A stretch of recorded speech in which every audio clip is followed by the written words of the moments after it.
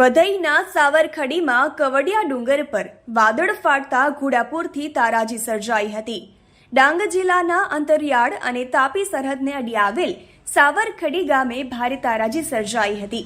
સાવરખડી ગામે તારીખ 26/7/24ના મળસ્કે અચાનક કવડિયા ડુંગર પર વાદળ ફાટતા સામાન્ય કોતરમાં ઘોડાપૂર આવતા ખેતરમાં અવસ્યાભાઈ હાટુભાઈ કોકડીનું ઘર સહિત રાષ્ટ્રચીલું અનાજ વહી જતા પરિવાર ઘર વિહોણું થઈ જતા કફોડી સ્થિતિ સર્જાય છે।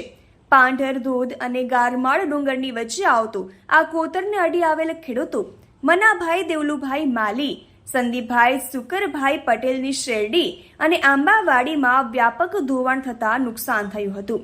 જ્યારે દિનેશભાઈ ભરતભાઈ માળી, સંજયભાઈ ગોમાભાઈ ગામિતના ડાંગરનો પાક સહિત જમીન ધોવાણ થઈ જતા નુકસાન થયું હતું। સાવરખડી ગામના સુકરભાઈ પટેલની પત્ની તારાબેને જણાવ્યું હતું કે ગત 27 તારીખે મળસ્કે અચાનક ડુંગર વિસ્તારમાંથી પાણીનો પ્રવાહ અમારા ઘરમાં ઘૂસી ગયો।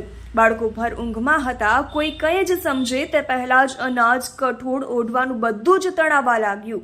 અંધારું હોય અને ભારે વરસાદમાં પલકવારમાં જ બધું તહસ નહસ થઈ ગયું।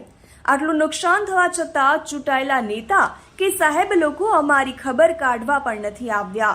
અનાજ સહિત ઘર વખરી નદીમાં તણાઈ જતા ભૂખે મરવાના દિવસો આવ્યા છે।